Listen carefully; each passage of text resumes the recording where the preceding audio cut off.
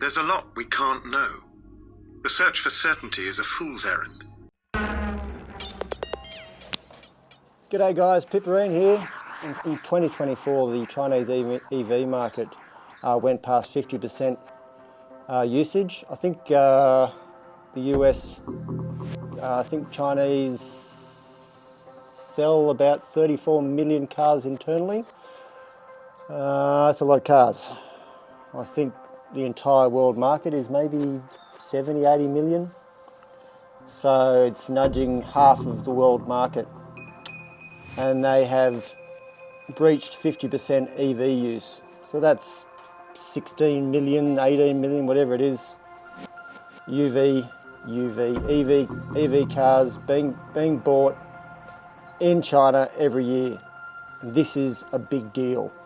And today we're going to talk about how it's going to affect the rest of the world. Oil markets get a reality check. China's car market has seen EVs go over the 50% mark in 2024 in EV sales. That's the biggest car market on the planet.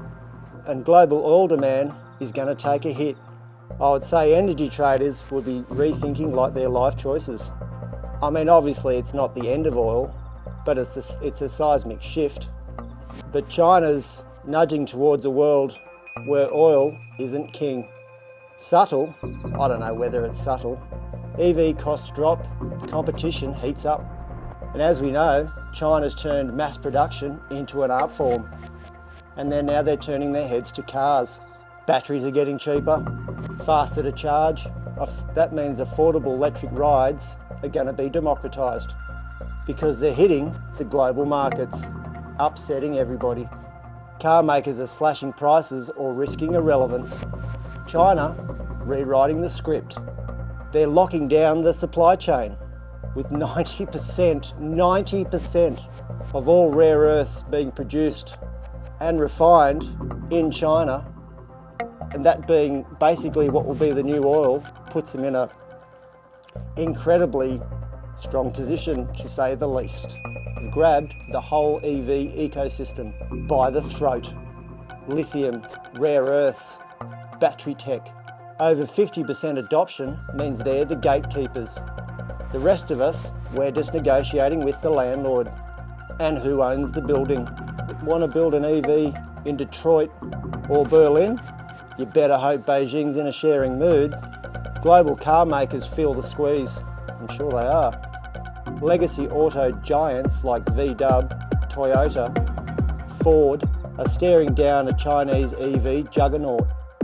With half their domestic market plugged in, companies like BYD are scaling up and shipping out globally. They're not just competing, they're setting the pace now.